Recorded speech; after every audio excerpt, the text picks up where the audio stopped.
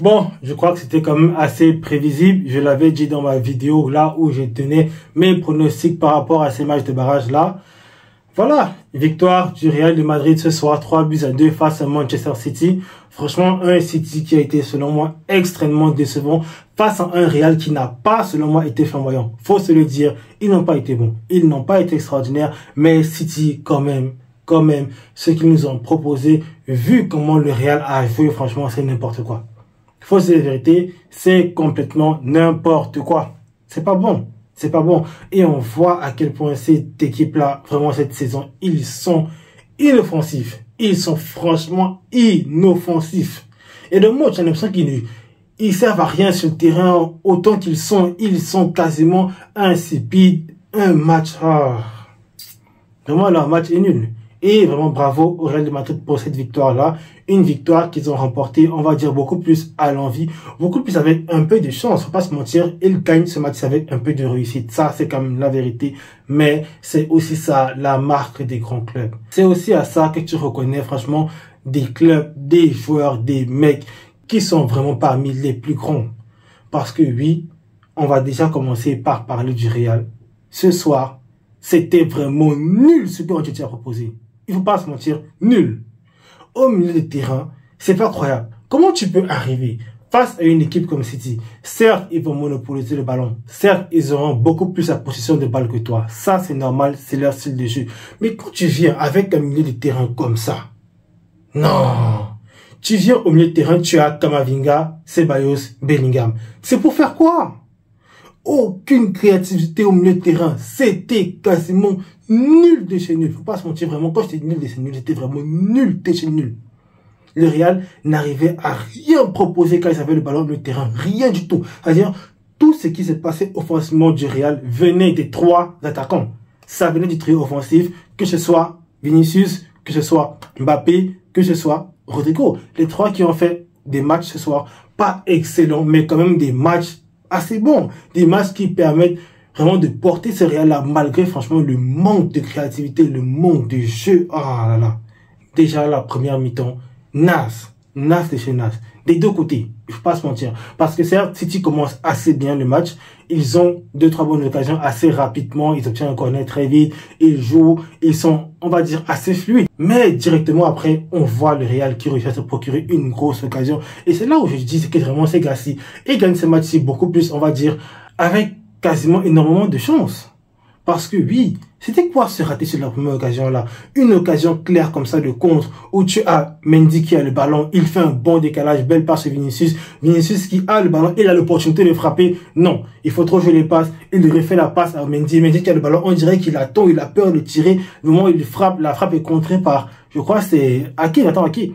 C'était quoi ça? C'était quoi ça? Ça devait faire but directement. À ce moment-là, il fallait faire 1-0 pour le Real. Mais il n'arrive pas à marquer. Et quelques minutes après, franchement, quand même, lui, côté City, il fait un très bon match. Monsieur Guardiola, bravo. Bravo. Parce que sur le premier but de ce match-là, Guardiola il prend le ballon. C'est d'abord lui qui a la première passe vers Haaland. Une très belle relance, très belle ouverture. Haaland qui prend le ballon, il redépose sur Grealish. Guardiola qui quitte de là-bas. Il accélère, il traverse tout le terrain. Il se retrouve dans la surface de réparation quasiment avec un appel incroyable. Oui, Grealish fait le bon geste, la bonne passe là-dessus pour essayer de trouver Guardiola.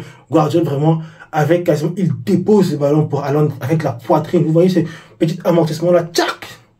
Haaland vient, tout ce qu'il a à faire, c'est conclure. Franchement, l'action était belle. L'action était vraiment, selon moi, vraiment du 100% Guardiola. Certes, c'est Haaland qui a la conclusion. Certes, c'est Grealish qui fait aussi la très belle passe pour Guardiola à ce moment-là. Mais quand même, Guardiola, le travail qu'il fait sur le but là est juste sensationnel. Et son match, de façon globale aussi, a été assez bon.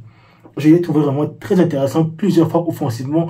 Vraiment, j'ai pas eu à regarder beaucoup de matchs de City cette saison-ci. J'ai pas vraiment eu le temps pour m'asseoir devant plusieurs de les matchs. Mais déjà depuis la saison passée, on le voyait, on avait souvent un Guardiola qui arrivait quasiment comme un autre milieu de terrain. Il était positionné à ce poste latéral gauche là, mais il se retrouvait plusieurs fois au cœur du jeu, plusieurs fois à faire des appels vraiment très tranchants dans la surface adverse de l'opposition. Et ce soir, il l'a fait et c'était franchement assez intéressant. Même à plusieurs reprises, il a eu des bons ballons au bord de la surface, parfois des frappes contrées, parfois des passes qui étaient assez bonnes. Mais vraiment, à part lui, du côté de City, c'était le néant aussi. Parce que, certes, comme je l'ai dit, sur la passe là, Grealish a été bon. Mais lui, tout comme le reste de l'équipe, franchement invisible ce match-ci. Des passes à répétition après le premier but qui ne servait quasiment à rien. C'est-à-dire, ils ont marqué, ils ont dit, bon, on a fait le plus dur, on a marqué, on va prendre de temps, on va pas accélérer, on va pas mettre d'intensité, on va pas essayer de pousser, rien du tout. C'est quoi ce match-là? Vous jouez contre le Real de Madrid. On sait que ces mecs-là, franchement, il faut jamais les enterrer avant la fin du match. Il faut jamais les enterrer avant le coup de sifflet final. Et vous jouez contre eux, vous marquez un seul but et vous devenez... On a l'impression que les gars étaient complaisants. Ça y est, on a marqué, tranquille, relax, pas besoin de mettre beaucoup d'intensité, pas besoin de courir énormément. Et franchement, c'est à cela qu'on voit à quel point le milieu de City... Les gars sont vieillissants. C'est pas pour dire vraiment que c'est de la faute, parce que quand tu as un milieu comme ça, où tu as Stones, qui n'est déjà pas vraiment rapide, tu as Bernardo Silva de pivot qui n'est aussi pas très rapide, tu as un De Bruyne qui n'est aussi pas le joueur le plus rapide du monde, et les gars sont déjà beaucoup plus vieux, physiquement c'est beaucoup plus compliqué, vous voyez, il y a quasiment pas de mouvement, il n'y a pas beaucoup d'inspiration, c'est, oh là là. La fin de la première mi-temps, elle n'était pas bonne pour City, pas du tout, même le fait qu'il rentre à la mi-temps avec 1-0, moi, je me dis c'est chanceux. Parce que certes, le Real aussi a été naze. Mais en fin de mi-temps, là, ils ont 2-3 occasions où, franchement, ils peuvent égaliser. Ils sont assez chauds. On connaît le Real. Vraiment, dans les moments là, dans ces derniers instants, parfois de match ou de mi-temps, où il y a plus de pression, les gars t'acculent. Vraiment, ils se balancent, ils se projettent, ils se jettent, ils font tout. Ils ont fait égaliser. City rentre à la mi-temps avec 1-0, score favorable pour eux. Ils ont été quand même ceux qui ont proposé le plus en même temps, donc ça allait. Mais quand ils reviennent en deuxième mi-temps et que les intentions sont aussi pauvres que ça, franchement, là, le début de deuxième mi-temps était encore plus pauvre que le fin de la première mi-temps pour City. Ils arrivent et tu as l'impression que ces gars-là sont tranquilles, tranquilles. On mène d'un but, pas besoin de se précipiter, il n'y a pas besoin d'accélérer, rien du tout, tranquille. Et direct, ils se prennent le but d'égalisation. Franchement, un but d'égalisation aussi. Comme je l'ai dit, c'est pas vraiment des occasions extraordinaires. Un coup franc qui a été tiré, pas bien tiré, le ballon revient, Ceballos, il prend, il fait une très belle passe. Ça, quand même, pour M. Mbappé, Mbappé est aussi bon. Mais Mbappé, c'est pas comme s'il réussit sa reprise volée. La reprise volée n'est pas bonne, mais quand même, avec assez de chance, le ballon passe au-dessus et quasiment du poteau opposé. Donc, à ce moment-là, il peut rien faire. Il se fait tromper. À ce moment-là, moi, je le sentais venir que vraiment City allait être foutu. Mais, directement, quand ils ont enquêté, ils se sont dit, ah, hey, on a pris un but, maintenant c'est 1-1, il faut qu'on commence à jouer, il faut qu'on accélère. Et là, tu voyais beaucoup plus de mouvement, tu voyais beaucoup plus d'intensité, tu voyais des passes beaucoup plus tangentes, mais je me suis dit, mais vous vous foutez de qui? Pourquoi vous avez alors arrêté de jouer? Si vous étiez capable d'accélérer le jeu de cette façon-là, pourquoi ne pas le faire tout le match? Pourquoi vous arrêtez un moment? Ils accélèrent le jeu, ils commencent à y avoir beaucoup plus de mouvement du côté de City, et le penalty provoqué logiquement sur Foden. Foden qui vient, il part en dribble, il se fait faucher quasiment à l'entrée de la surface. Franchement, je suis pas convaincu sur le fait que ce soit vraiment un penalty. Je pense que ça aurait pu être un coup franc. J'ai pas bien revu les images après le match. J'ai fait le débrief là directement après. Mais j'ai plus l'impression que c'était un peu à l'extérieur de la surface. En tout cas, son corps tombe à l'intérieur de la surface. On donne penalty. Penalty bien transformé par Haaland. Lui, quand même, Haaland, comme on le sait, c'est pas celui qui va t'apporter beaucoup dans le jeu, mais quand il faut marquer, il marque. Aujourd'hui, il claque son doublé, très bon pour Haaland. Mais après ça, on le voit encore, ces City-là, ils ont marqué le 2-1 et directement, ils retombent dans la complaisance. Plus d'intensité, on accélère plus le rythme, on est tout long, on est tout long. Et voilà! Directement, il y a eu une erreur, franchement, à la relance d'Ederson, la passe n'est pas bien appliquée. Messieurs, ils reprennent le ballon directement. La bonne passe pour Brahim Diaz qui veut conclure l'action. Le Real égale à 2-2. Et moi, je savais, quand le deuxième billet est entré, que le match n'allait pas se terminer comme ça. J'étais ici et je l'avais déjà vu. Ils vont prendre un troisième but. Ça, c'était sûr. Quand tu voyais à chaque fois comment le Real, malgré le fait qu'ils étaient pas bons du tout, malgré le fait qu'ils n'étaient pas vraiment flamboyants, il y avait toujours ces erreurs-là, ces petits trucs-là qui permettaient que les gars revenaient. Ça sentait franchement le but à la dernière seconde de monsieur Jude Bellingham. Je l'ai dit, même durant le match passé, là, où le Real fait 1-1 contre l'Atlético, il y a ce moment-là où tu sens, tu as l'impression que ce mec-là, franchement, malgré le fait que lui, aujourd'hui, pas se mentir, Bellingham, transparent. Il n'a pas été bon en première mi-temps, déjà 0. En deuxième mi-temps, il y a eu un peu de mieux. Il s'est procuré 2-3 occasions là. Et à la fin, malgré le match, on va dire, pas complètement naze, mais un match assez vide de sa part. Il vient, il est bien placé. Vinicius fait la bonne passe, lobé, il lobe Ederson. Bellingham est là pour mettre le troisième but. Logique. logique. Vous n'avez pas proposé assez, vous vous êtes pas donné à fond durant tout le match. C'est beaucoup de moments où City n'a vraiment été... Donc franchement, City, il peut s'en vouloir quand même. Ils ont été extrêmement décevants. Ils ont été franchement décevants en ce moment. Parce que ce Real-là, franchement, qui vient avec un effectif pareil. Quand tu vois le 11, où il y a aucun joueur qui est particulièrement créatif au milieu de terrain.